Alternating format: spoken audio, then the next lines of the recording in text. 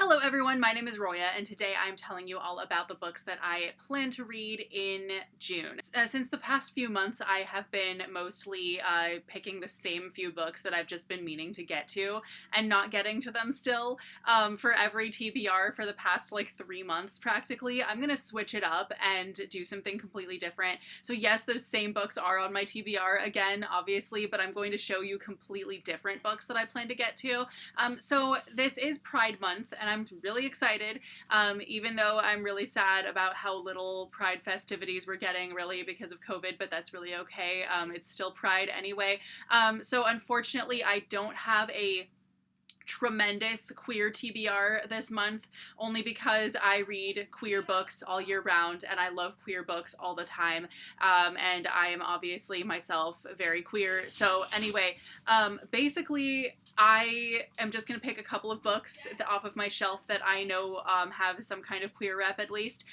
So unfortunately, I mean, obviously I tend to read all of the queer books that I have pretty quickly, so I don't like save any of them for any type of queer, time that I want to read queer books. So I don't necessarily know what books on my shelf that I haven't read yet have queer rep and which ones don't, but I'm guessing most of them probably don't since I have read most of the ones that do. But anyway, so I do have a couple of books here. So we have The City We Became by N.K. Jemisin. I have been meaning to get to this for quite some time. This apparently does have queer rep in it, as many of her books do, so I'm really excited. That makes me even more excited to get to it, and I was already really excited to get to this book. So this is basically about different cities have souls, and depending on kind of how big and or developed a city is, the more souls they have. And I guess this follows the different people who have been awakened as the different souls of, I think, New York or something like that. So yeah, so it seems really interesting. N.K. Jemisin's ideas are so out there and bizarre, and I love them so much. And then I also have Earth Logic by Laura J. Marks. This is the second book in whatever series this is, but basically it's hard to describe. It's a fantasy series, and basically everyone in it is queer, so it's great. The first one, I did have a little bit of trouble getting through it all the way just because it was really slow at times, and I was kind of like, okay, like I'm not even sure what's going on anymore, but it was still really good, and I was really pleasantly surprised at how much queer representation was in it, because I wasn't expecting any. I didn't know that there were queer main characters in it, and it turned out all the main characters were, and I was really happy. So anyway, so it might be a good time to read this one. So I've just been putting it off just because the first one took me so long to read and was very like dry at times, but that's okay.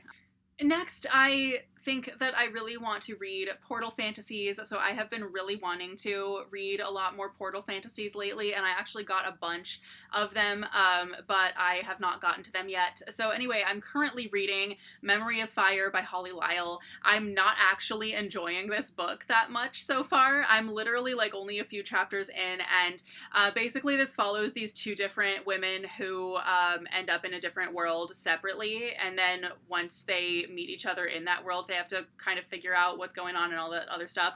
But basically, like, one of them ends up being kidnapped in the middle of the night in her pajamas, and like she doesn't know who's kidnapping her. She's just like, what the heck is going on? And then before she knows it, she's in another world, and it's kind of weird because she just automatically understands the language, and it's only when she really sits down and listens to what they're saying that she even realizes that they're speaking a different language that she's not even familiar with. And then the other character, it hasn't gotten to the point where she goes to the other world yet, but basically, like, the chapter where she's introduced literally just kind of has her looking in a mirror just so we get her character description, which is a huge pet peeve of mine. It's like, if you really have to give an excuse to have a character description, just don't bother. Not only that, but it's very... She was 35 and still had no wrinkles, but she thought that she probably would soon in a few years, that type of thing. And I think that that's just total silliness when people try to have characters like not look their age or something. It's just something that really annoys me so much. And like also the fact, and also said she had no gray hairs, and I'm like, bullshit. Like nobody who's 35 has no gray hairs. Like that's almost impossible. And I just thought that was really silly. Because literally, like, I have gray hairs and people still think I'm 20 all the time. So if someone who looks like they could be 20 has gray hairs, I'm pretty sure someone who is 35 could have gray hairs too. So I have no idea. I just thought that was like the stupidest character description I'd ever read almost. And I don't know. So overall, I'm not a fan of the writing of this book, but it's not so bad that I just had to stop reading it. I still feel like I could keep reading it and see if I end up liking it more. And then if I don't by like 100 pages in, then I could DNF. But like if I'm hoping that I will like it more once I get a little bit farther into the book, like maybe just the first like beginning of the book just sucks or something. I have no idea. But anyway, on to the other Portal fantasies that I think it would be really cool to read this month. Catswold Portal by Shirley Rousseau Murphy.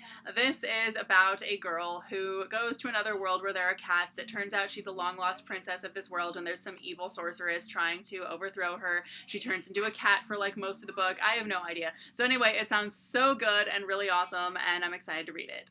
The Autumn Castle, this actually takes place in Germany, which is part of the reason that I felt compelled to read it.